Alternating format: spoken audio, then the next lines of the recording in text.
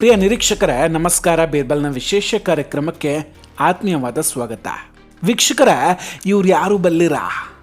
1 ಲಕ್ಷ ರೂಪಾಯಿ ಗೆಲ್ಲುವಂತಹ ಸುವರ್ಣ ಅವಕಾಶ. ನಿಮ್ಗೇನಾದರೂ ಈಕೆ ಯಾರು, ಯಾವ ಊರು, ಈಗ ಎಲ್ಲಿದ್ದಾಳೆ, ಇದೆಲ್ಲದರ ಬಗ್ಗೆ ಏನಾದರೂ ಮಾಹಿತಿ ಇದ್ದರೆ ರಾಹುಲ್ ಗಾಂಧಿಯವರ ವಿರುದ್ಧ ಬ್ರಿಟಿಷ್ ಪೌರತ್ವದ ಕೇಸ್ ದಾಖಲಿಸಿರುವಂತಹ ವಿಘ್ನೇಶ್ ಶಶಿರ್ ಅವರನ್ನು ಸಂಪರ್ಕಿಸಿ.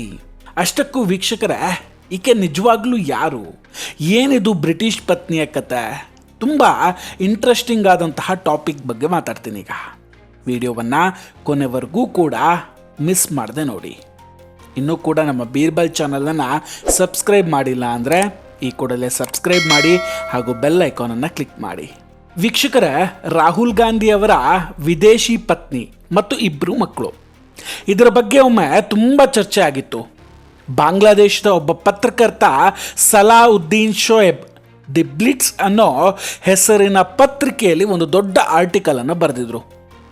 ಈ ಆರ್ಟಿಕಲ್ನಲ್ಲಿ ರಾಹುಲ್ ಗಾಂಧಿಯ ಲೈಫ್ಗೆ ಸಂಬಂಧಪಟ್ಟಂತಹ ಭಾರತದ ಹೊರಗಿನ ಹಲವು ರಹಸ್ಯಗಳನ್ನು ಅದರಲ್ಲಿ ಬಿಚ್ಚಿಟ್ಟಿದ್ರು. ಜೊತೆಗೆ ರಾಹುಲ್ ಗಾಂಧಿಯವರ ಜೀವನದ ಅಚ್ಚರಿಯ ವಿಷಯಗಳು ಕೂಡ ಅದರಲ್ಲಿದ್ವು. ಅವ್ರು ಹೇಳಿರೋ ಪ್ರಕಾರ ರಾಹುಲ್ ಗಾಂಧಿಯವರು ತಮ್ಮ ಲೈಫಲ್ಲಿ ಯಾವತ್ತೂ ಕೂಡ ಹಿಂದೂ ಹುಡುಗಿಯನ್ನು ಬರೋದಕ್ಕೆ ಬಿಟ್ಟಿಲ್ವಂತೆ. ರಾಹುಲ್ ಗಾಂಧಿಯವರು ವಿದೇಶದಲ್ಲಿ ಇರ್ತಿದ್ದಾಗೆಲ್ಲ UK ಅಥವಾ ಯುರೋಪ್ನಲ್ಲಿ ರಾಹುಲ್ ಗಾಂಧಿಯವರಿಗೆ ಅನೇಕ ಯುವತಿಯರ ಜೊತೆ ಸಂಬಂಧ ಇತ್ತು ಅನ್ನೋದನ್ನು ಅವರು ತಮ್ಮ ಆರ್ಟಿಕಲ್ನಲ್ಲಿ ಹೇಳ್ಕೊಳ್ತಾರೆ. ಮೊದಲು ರಾಹುಲ್ ಗಾಂಧಿ ಒಬ್ಬ ಆಫ್ಘಾನಿಸ್ತಾನದ ಮೂಲದ ನೋವಾಲ್ ಅನ್ನೋ ಹೆಸರಿನ ಯುವತಿ ಜೊತೆ ಸಂಬಂಧ ಇಟ್ಕೊಂಡಿದ್ರು. ತುಂಬ ಕಾಲದವರೆಗೆ ಈ ಸಂಬಂಧ ಹಾಗೇ ಇತ್ತಂತೆ. ಆದರೆ ಯಾವಾಗ ನೋವಲ್ ಪ್ರೆಗ್ನೆಂಟ್ ಆಗ್ತಾರೋ ಆಗ ರಾಹುಲ್ ಗಾಂಧಿ ನನಗೆ ಮಗು ಬೇಡ ಅಂತ ಹೇಳ್ತಾರಂತೆ. ಇದಾದಮೇಲೆ ಆಕೆ ರಾಹುಲ್ ಗಾಂಧಿಯನ್ನು ಮೋಸಗಾರ ಅಂತ ಹೇಳಿ ತನ್ನ ಸಂಬಂಧವನ್ನು ಮುರಿದುಕೊಳ್ತಾರೆ ಅಂತ ಸಲಾವುದ್ದೀನ್ ತಮ್ಮ ಲೇಖನದಲ್ಲಿ ಹೇಳ್ಕೊಳ್ತಾರೆ. ಇದೆಲ್ಲದರ ನಂತರ ರಾಹುಲ್ ಗಾಂಧಿಯವ್ರ ನಂತರ ರೋನಿಕಾ ಅನ್ನೋ ಹೆಸರಿನ ಯುವತಿಯನ್ನು ಭೇಟಿಯಾಗ್ತಾರೆ. ಆಕೆಯ ಜೊತೆ ಸಂಬಂಧ ಕೂಡ ಬೆಳೆಸ್ತಾರೆ. ಅಲ್ಲದೆ ರೋನಿಕಾಳ ಜೊತೆಯೇ ರಾಹುಲ್ ಗಾಂಧಿಯ ಮದುವೆಯೂ ಕೂಡ ಆಗುತ್ತಂತೆ. ಈ ರೋನಿಕಾಳೆ ಉರ್ಫ್ ಜೋನಿತಾ ವಿನ್ಸಿ. ಜೋನಿತಾ ವಿನ್ಸಿ ಮತ್ತು ರಾಹುಲ್ ಗಾಂಧಿಯವರಿಗೆ 2 ಮಕ್ಕಳಿದ್ದಾರೆ. ಒಬ್ಬನ ಹೆಸರು ನೋವಾಕ್, 19 ವರ್ಷದ ಮಗ. ಇನ್ನೊಬ್ಳು 15 ವರ್ಷದ ಮಗಳಿದ್ದಾಳೆ. ಆಕೆ ಹೆಸರು ಮಿನಿಕ್ ವಿನ್ಸಿ ಅಂತ ಈ ಲೇಖನದಲ್ಲಿ ಸಲಾವುದ್ದೀನ್ ಬರೆದುಕೊಳ್ತಾರೆ. ಹೀಗೆ ತುಂಬ ಆಶ್ಚರ್ಯಕರ ಸಂಗತಿಗಳನ್ನು ಅಲ್ಲಿ ಬಾಂಗ್ಲಾದ ಪತ್ರಕರ್ತ ತೆರೆದಿಟ್ಟಿದ್ರು. ಇದು ಸುಳ್ಳೋ ಸತ್ಯವೋ ಅನ್ನೋ ಚರ್ಚೆಗಳು ಆಗಾಗ್ಗೆ ನಡೀತಾನೂ ಇರುತ್ತೆ. ಯಾಕಂದರೆ ಭಾರತದಲ್ಲಿ ರಾಹುಲ್ ಗಾಂಧಿ ಅವರು ಯಾವುದೇ ವಿಷಯವನ್ನು ಸಾರ್ವಜನಿಕವಾಗಿ ಬಹಿರಂಗಪಡಿಸಲಿಲ್ಲ. ರಾಹುಲ್ ಗಾಂಧಿ ಇದುವರೆಗೂ ಕೂಡ ತಮ್ಮನ್ನು ತಾವು ಅವಿವಾಹಿತ ಅಂತಲೇ ಘೋಷಿಸಿಕೊಂಡಿದ್ದಾರೆ.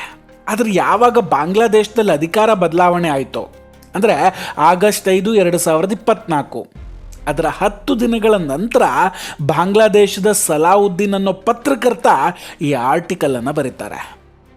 ಬಾಂಗ್ಲಾದೇಶದ ಅಧಿಕಾರ ಬದಲಾವಣೆಯ ಹಿಂದೆ ಎಲ್ಲೋ ಒಂದು ಕಡೆ ರಾಹುಲ್ ಗಾಂಧಿಯೂ ಕೂಡ ಶಾಮೀಲಾಗಿದ್ರು ಅಂತ ಆ ಆರ್ಟಿಕಲ್ನಲ್ಲಿ ಅವ್ರು ಹೇಳ್ಕೊಳ್ತಾರೆ ಕೂಡ.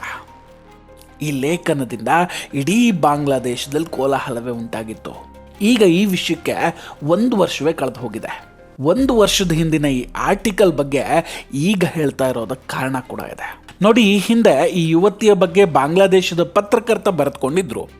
ಅಲ್ಲಿ ಇದರ ಬಗ್ಗೆ ಚರ್ಚೆ, ಅನುಮಾನಗಳು ಕೂಡ ಶುರುವಾಗಿತ್ತು.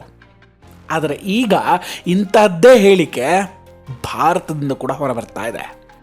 ಇದೇ ಮೊದಲ ಬಾರಿಗೆ ಭಾರತದ ಒಬ್ಬ ವ್ಯಕ್ತಿ ಒಂದು ಅನುಮಾನವನ್ನು ಹುಟ್ಟುಹಾಕಿದ್ದಾರೆ. ಅಷ್ಟಕ್ಕೂ ಆ ವ್ಯಕ್ತಿ ಬೇರೆ ಯಾರೂ ಅಲ್ಲ, ಅವರು ರಾಹುಲ್ ಗಾಂಧಿಯ ಬ್ರಿಟಿಷ್ ಪೌರತ್ವದ ಬಗ್ಗೆ ಮತ್ತು ನಕಲಿ ಪಾಸ್ಪೋರ್ಟ್ ಬಗ್ಗೆ ಮತ್ತು ಬೇನಾಮಿ ಕಂಪನಿಗಳ ಬಗ್ಗೆ ಹಲವು ಮಾಹಿತಿಗಳನ್ನು ಬ್ರಿಟಿಷ್ ಸರ್ಕಾರದಿಂದ ಸಂಗ್ರಹಿಸಿ ಭಾರತದ ನ್ಯಾಯಾಲಯಕ್ಕೆ ಸಲ್ಲಿಸಿರುವಂತಹ ವಿಘ್ನೇಶ್ ಶಶಿರ್. ಇವರು ಕರ್ನಾಟಕ BJPಯ ಕಾರ್ಯಕರ್ತ ಕೂಡ ಹೌದು. ಡಿಸೆಂಬರ್ನಲ್ಲಿ ರಾಯ್ಬರೇಲಿಯ MP MLA ಕೋರ್ಟ್ಗೆ ಹೋದಂತಹ ವಿಘ್ನೇಶ್ ಶಶಿರ್ ಅವರು ರಾಹುಲ್ ಗಾಂಧಿಯವರ ಬ್ರಿಟಿಷ್ ಪೌರತ್ವದ ಬಗ್ಗೆ ಹಲವು ಸಾಕ್ಷಿಗಳನ್ನು ಕೊಡ್ತಾರೆ. ನ್ಯಾಯಾಲಯದಲ್ಲಿ ವಿಚಾರಣೆ ಕೂಡ ನಡೆಯುತ್ತೆ. ಈ ನಡುವೆ ಮೀಡಿಯಾಗಳು ವಿಘ್ನೇಶ್ ಶಶಿರ್ ಬಳಿ ಕೇಳ್ತಾರೆ, ರಾಹುಲ್ ಗಾಂಧಿಯ ಯಾವ್ಯಾವ ಸಾಕ್ಷಿಗಳನ್ನು ಕೋರ್ಟಿಗೆ ಸಲ್ಲಿಸಿದ್ದೀರಿ ಮತ್ತು ಏನೇನು ಆರೋಪಗಳನ್ನು ಅವ್ರ ಮೇಲೆ ಮಾಡಿದ್ದೀರಿ ಅಂತ. ಆಗ ಶಿಶಿರ್ ಅವರು ಬ್ರಿಟಿಷ್ ಪೌರತ್ವದ ಬಗ್ಗೆ ಮಾತಾಡ್ತಾರೆ. 2 ನಾಗರಿಕತೆಯ ಜೊತೆ ನಕಲಿ ಪಾಸ್ಪೋರ್ಟ್ ವಿಷಯವನ್ನು ಕೂಡ ಹೇಳ್ತಾರೆ.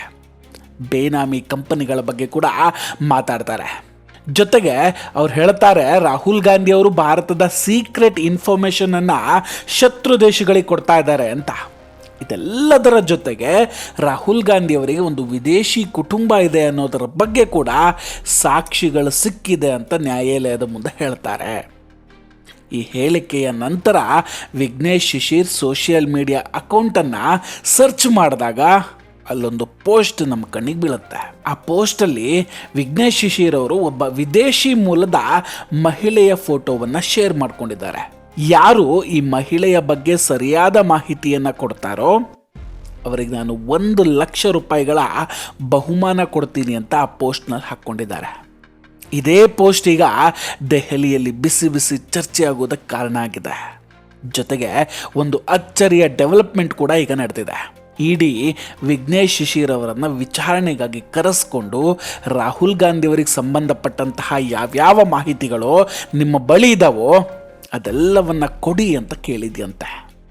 ಈಗ ವಿಘ್ನೇಶ್ ಶಿಶಿರ್ ಅವರು ಇಡಿ ಇಲಾಖೆಗೆ, ರಾಯ್ಬರೇಲಿಯಲ್ಲಿನ MP MLA ಕೋರ್ಟ್ಗೆ, ಅಲಹಾಬಾದ್ ಹೈಕೋರ್ಟ್ನ ಲಕ್ನೋ ಬ್ರಾಂಚ್ಗೆ ಮತ್ತು CBIಗೆ ಯಾವ ದಾಖಲೆಗಳನ್ನು ಹಸ್ತಾಂತರಿಸಿದ್ದಾರೋ ಮತ್ತು ಮಾಹಿತಿಗಳನ್ನು ನೀಡಿದಾರೋ ಅವುಗಳಲ್ಲಿ ಈ ಫೋಟೋದಲ್ಲಿರುವಂತಹ ಮಹಿಳೆಯನ್ನು ಜೋನಿತಾ ವಿನ್ಸಿ ಅಂತ ದಾಖಲೆ ಕೊಟ್ಟು ಹೇಳಿದಾರಂತೆ.